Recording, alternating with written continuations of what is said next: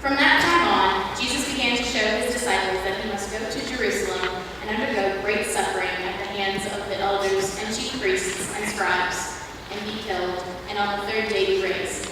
And Peter took him aside and began to rebuke him, saying, God forbid it, Lord, this must never happen to you. But he turned and said to Peter, Get behind me, Satan!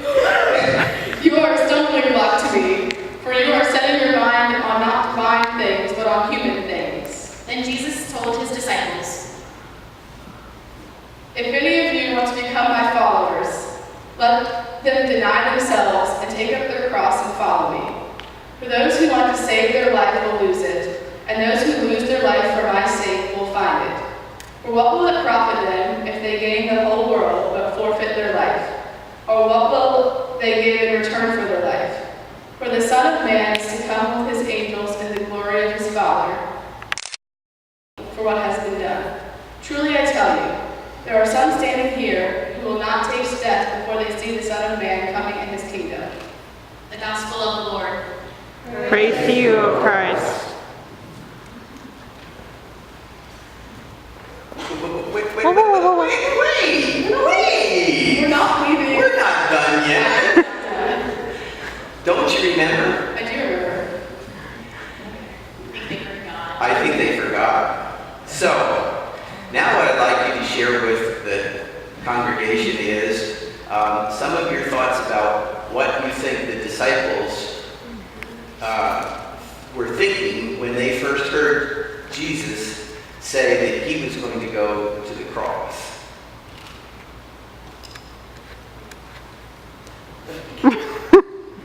Okay. Well, I think when Jesus was, telling his disciples that what was to come about him having to go to Jerusalem, it may have been hard to hear, like it is when any of us handle death. I mean, they knew he was the Son of Man, but I don't think they fully knew that he had to go and die for us. And Jesus had been with his disciples for so long, and be like he was a good friend. And I don't think they wanted that to happen. Okay. What alternative was Peter hoping for? He didn't want him to go die on the cross. What did Peter want him to go do? As the Son of Man. It's not there. It's in your head. You have to think of it. Can you ask it again? Peter was hoping that the Messiah, who is also a descendant of David, was going to do certain things. One of them was not go to the cross.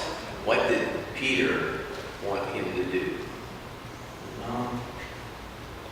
You can talk about this together. We can join the answer if you want. Yeah. Let's huddle. Huddle. Merritt, are you going to join the huddle?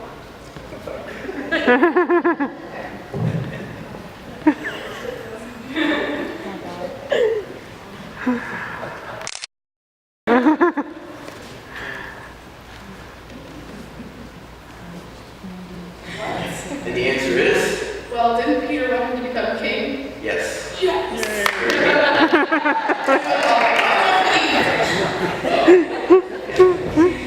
And so Jesus then also talked there about losing life and gaining life.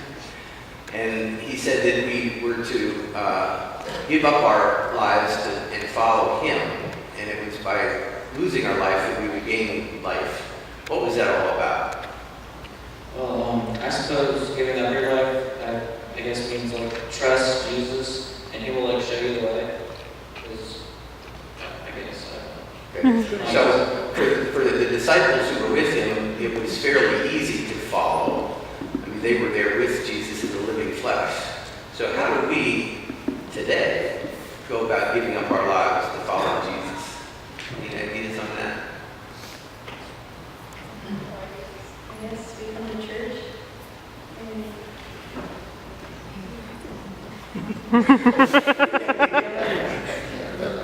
Okay, so people wear necklaces and rings and cross on it, and it shows that you're a follower of Jesus.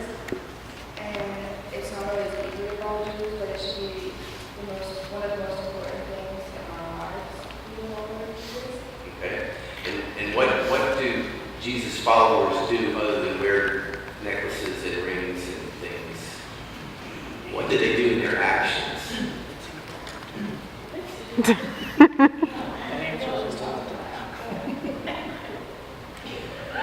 Repeat that part that you just said.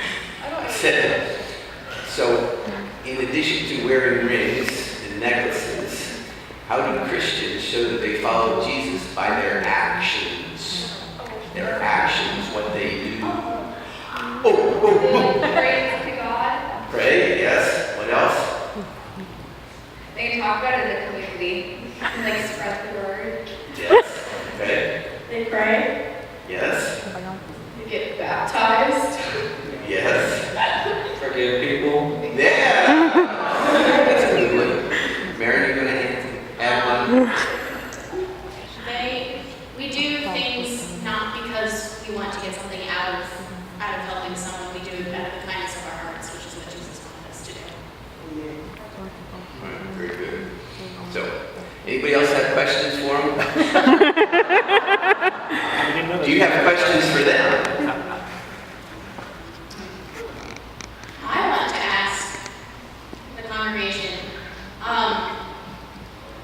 what does this verse mean to you?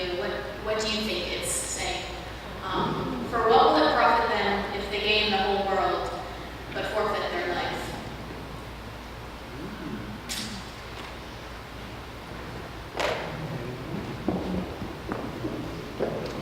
Being rich doesn't mean you're really living